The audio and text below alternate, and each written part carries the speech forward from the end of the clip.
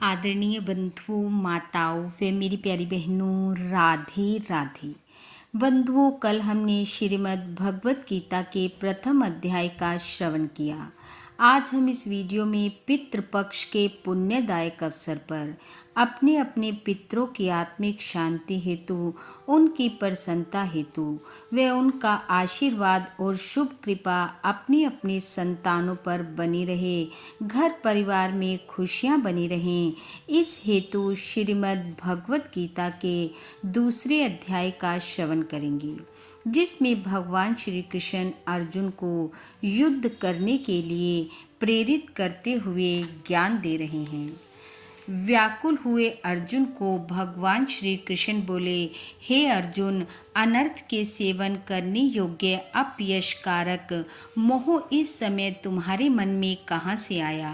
तुम कायर मत बनो, यह शोभा नहीं देता। तुम हृदय की दुर्बलता को त्याग कर युद्ध के निमित्त खड़े हो जाओ। अर्जुन ने कहा, हे मधुसूदन, मैं रण में पूज्य भीष्म और द्रोणाचार्य के ऊपर बाण प्रहार कर कैसे युद्ध करूं?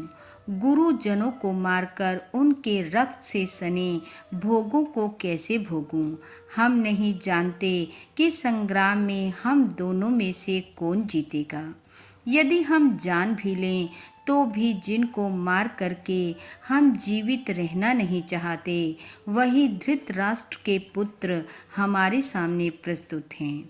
मैं आपसे पूछता हूँ, जिससे निश्चय करके मेरा भला हो, वह मुझे समझा कर कहिए, क्योंकि मैं आपका शिष्य हूँ। मुझे शिक्षा दीजिए।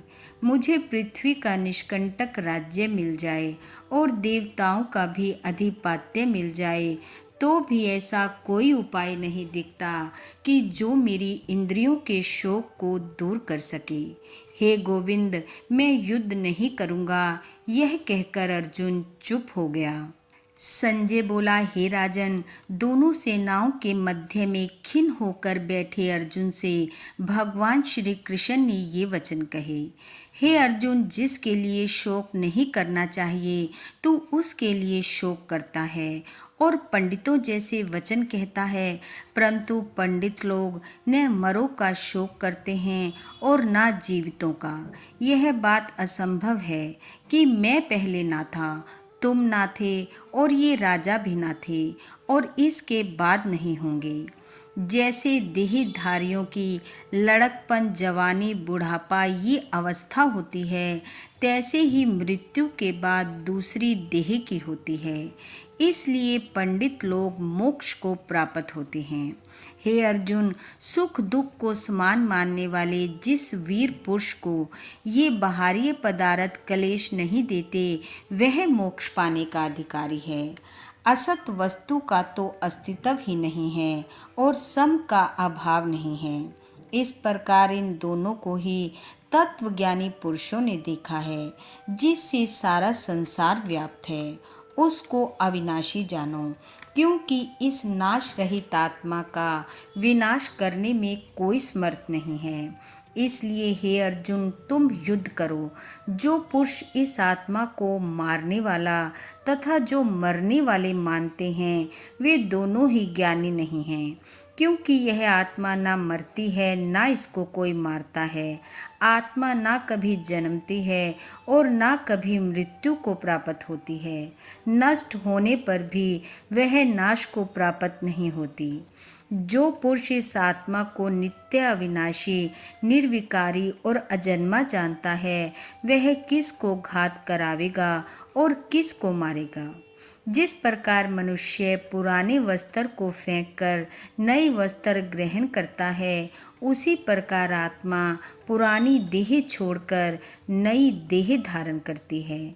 आत्मा को शस्त्र नहीं काट सकते, अग्नि नहीं जला सकती, जल भिगो नहीं सकता।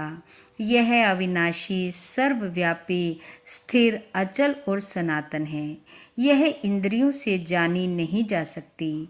यह कल्पना से भी परे है। इसलिए ऐसा जानते हुए तुम्हें शोक करना उचित नहीं है। हे महाबाहो, यदि तुम इस आत्मा को नित्य जन्म लेने और नित्य मरने वाले मानते हो तो भी तुमको शोक नहीं करना चाहिए, क्योंकि जो जन्मा है उसकी मृत्यु और जिसकी मृत्यु हुई है उसका जन्म निश्चय है। इसलिए जो बात अनिवार्य है उसके लिए सोच करना व्यर्थ है। जन्म लेने से पहले क्या था किसी को मालूम नहीं, फिर मरने के पीछे क्या होगा कोई नहीं जानता। ऐसी दशा में किस बात का सोच करना तुमको उचित है। इस कारण सब प्राणियों के विषय में तुमको सोच करना उचित नहीं है। अपने धर्म को भी सोचकर तुमको घबराना उचित नहीं है, क्योंकि क्षत्रिय को धर्म पूर्वक युद्ध से और कुछ भला करने वाला नहीं है। हे पार्थ, बिना कुछ किए स्वर्ग का द्वार रूप यह युद्ध तुमको स्वतः प्राप्त हुआ है। यदि तुम अपने धर्म के अनुसार इस संग्राम को ना करोगे तो अपनी धर्म और बड़ाई को खो बैठोगे। सब लोग सदा तुम्हारी अपकीर्ति करेंगे और प्रतिष्ठा वाले पुरुषों के लिए अपयश का होना मृत्यु से भी बढ़कर है।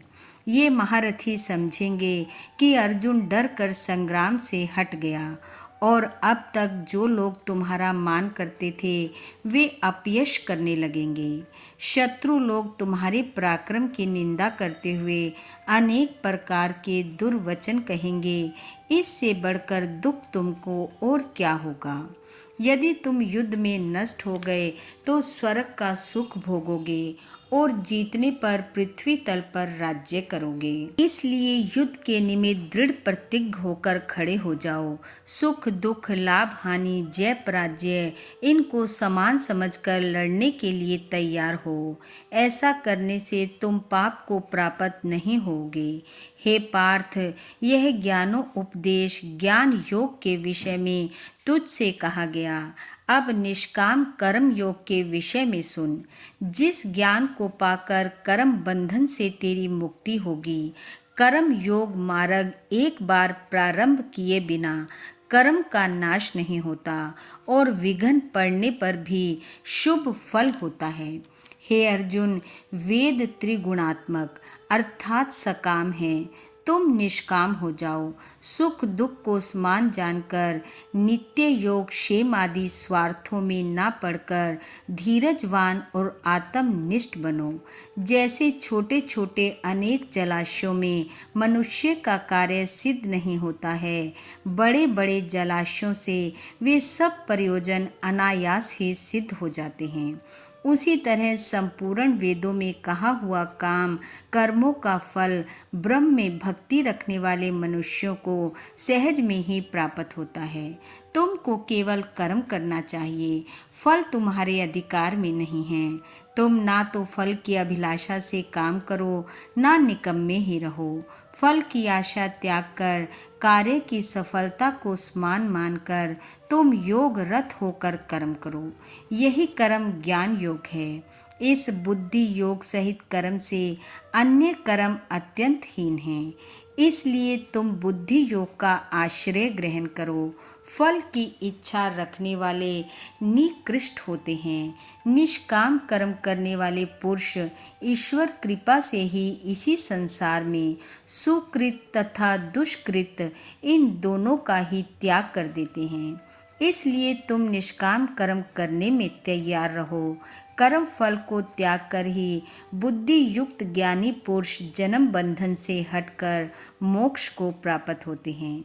जब तुम्हारी बुद्धि मोहवन से बाहर निकल जाएगी तब तुम्हारा मन आगे सुनने वाली तथा हुई बातों से विरक्त हो जाएगा। अनेक श्रुति स्मृतियों के वचनों के सुनने से तुम्हारी बुद्धि भ्रमित हो गई है। जिस समय वह निश्चल होकर आत्मा में स्थित होगी तभी तुमको तत्व ज्ञान प्राप्त होगा। अर्जुन ने पूछा, हे केशव, आत्म स्वरूप में निश्चल बुद्धि वाला किसको कहा गया है? उसके लक्षण क्या हैं? भगवान श्री कृष्ण बोले, हे अर्जुन, जो महापुरुष मन की सब कामनाओं को त्याग देता है और अपने आप में प्रसन्न रहता है, उसको निश्चल बुद्धि कहते हैं। दुख में इसके मन को खेद नहीं होता और सुख में इसको आसक्ति नहीं होती। प्रीति, भय, क्रोध जिसके जाते रहते हैं, वह महात्मा स्थिर बुद्धि वाला मुनि कहलाता है।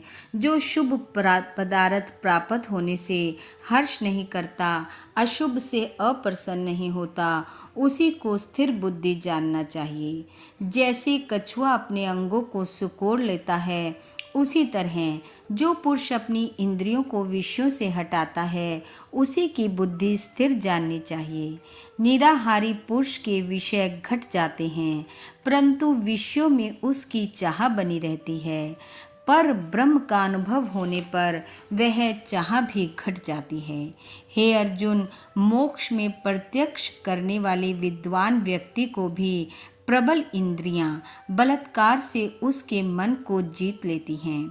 इसलिए सब इंद्रियों को विषयों से रोक मेरे विषय में तत्पर हो जावे। जिसने इंद्रियों को वश में कर लिया है, उसी की बुद्धि निश्चल है। जो पुरुष विषयों के ध्यान में रहता है, उसकी प्राप्ति हो जाती है। प्राप्ति होने से कामना होती है। इच्छा के पूर्ण ना होने से क्रोध की उत्पत्ति होती है। क्रोध से अविवेक होता है। अविवेक से स्मरण शक्ति नष्ट हो जाती है। स्मरण शक्ति के नाश होने से बुद्धि क्षय होती है। जिसकी बुद्धि का नाश हुआ, वह विनाश को प्राप्त होता है। जो पुरुष राग द्वेष से रहित हो, अपने मन को वश में रखता है, वह शांति को प्राप्त होता है। शांति मिलने पर सब दुखों का नाश हो जाता है। प्रसन्न चित्त वाले की बुद्धि निश्चल होती है। जो पुरुष योग युक्त नहीं है, उसकी निश्चल बुद्धि उत्पन्न नहीं होती। ईश्वर में भावना नहीं होती। भावना के ना होने से शांति प्राप्त नहीं होती।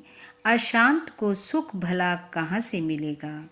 जैसे वायु नाव को जल में खींच ले जाती है, उसी प्रकार इंद्रियां उस पुरुष की बुद्धि का नाश कर देती हैं, जिसका मन विषय सिद्धि से इंद्रियों के पीछे लग जाता है। इस कारण हे अर्जुन, जिसने इंद्रियों को विषयों से स्वतः रोक रखा है, उसकी बुद्धि स्थिर है। जो सब प्राणियों की रात है, उसमें संयमी जागता रहता है, और प्राणी मात्र जिस समय जागते हैं, मुनि जनों की वह रात्रि है। जल से भरे समुद्र में और नदियों का जल भरने पर भी वह अपनी मर्यादा पर रहता है। उसी प्रकार जिस पुरुष में इच्छा के ना रहने पर भी सब विषय भोग प्रवेश करते हैं, उसी को शांति मिलती है। विषयों की इच्छा करने वाले को शांति नहीं मिलती।